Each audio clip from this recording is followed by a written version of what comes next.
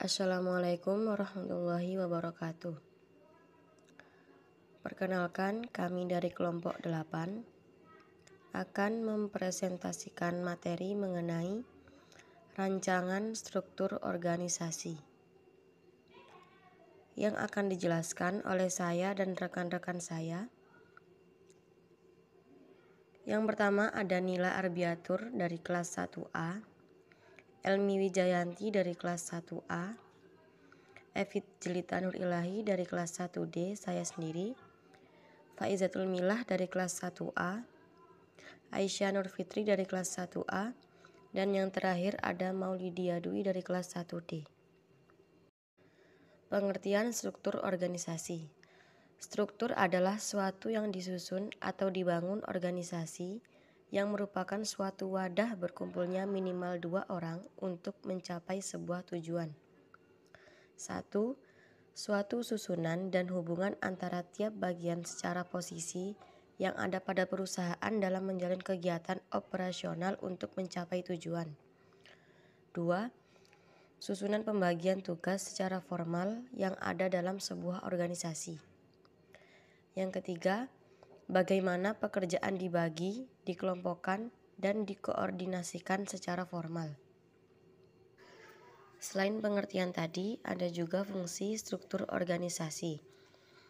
Fungsi struktur dalam sebuah organisasi adalah memberikan informasi kepada seluruh manusia yang menjadi anggotanya untuk mengetahui kegiatan atau pekerjaan yang harus ia kerjakan, berkonsultasi atau bertanggung jawab kepada siapa, sehingga proses kerjasama menuju pencapaian tujuan organisasi dapat terwujud sesuai dengan perencanaan yang telah ditetapkan sebelumnya.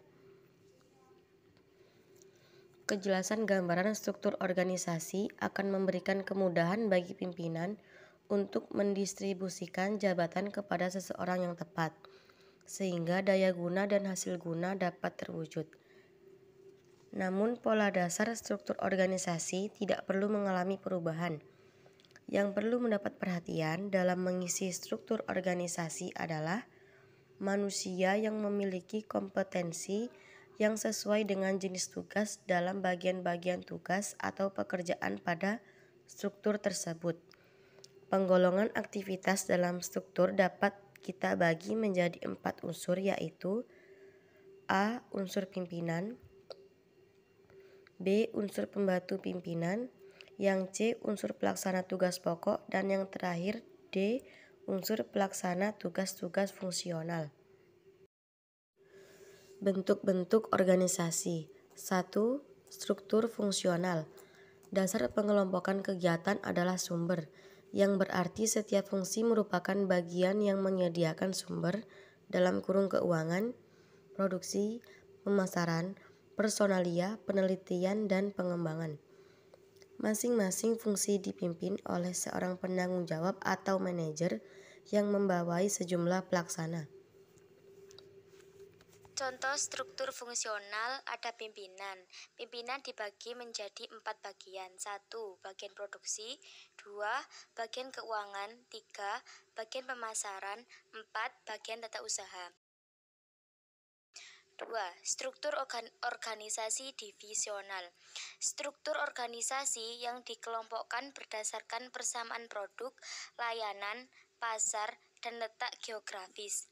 Organisasi dibentuk divisional ini biasanya diterapkan di perusahaan yang berskala menengah ke atas, dikarenakan biaya operasional lebih tinggi dibandingkan dengan bentuk organisasi fungsional. Ini adalah contoh bentuk struktur organisasi divisional. Posisi teratas ditempati oleh direktur utama atau pimpinan dan dibantu oleh 2 wakil direktur, yaitu wakil direktur divisi komponen dan wakil direktur divisi perangkat. Di bawah wakil direktur divisi komponen yaitu ada manajer IC, manajer display, dan manajer baterai. Sedangkan di bawah wakil direktur divisi perangkat ada manajer smartphone, manajer tablet PC, dan manajer laptop. Struktur yang ketiga ada struktur organisasi matriks. digunakan untuk menggabungkan kelebihan struktur fungsional dan kelebihan dari struktur produk secara bersama-sama. Dilakukan apabila struktur fungsional dan campuran tidak lagi dapat menjawab tuntutan lingkungan terhadap organisasi. Berikut merupakan contoh bentuk struktur organisasi matriks. Posisi yang pertama atau yang teratas ditempati oleh direktur yang membawahi 5 manajer utama, yaitu ada manajer production, manajer quality control, manajer engineering, manajer logistik, dan manajer planning. Setiap dari 5 manajer ini memiliki keterkaitan dengan manajer proyek A, manajer proyek B, dan manajer proyek C. Mereka bekerja sama demi terbentuknya dan tersusunnya struktur organisasi yang bagus. Yang terakhir ada tipe struktur organisasi. Yang pertama, struktur tradisional. Struktur ini berdasarkan fungsi divisi dan departemen. Ini adalah jenis struktur yang mengikuti aturan dan prosedur organisasi. 2. Struktur lini, yaitu jenis struktur yang memiliki lini perintah yang sangat spesifik. Struktur ini sesuai untuk organisasi yang kecil seperti kantor akunting atau kantor hukum. Yang ketiga, struktur lini dan staf.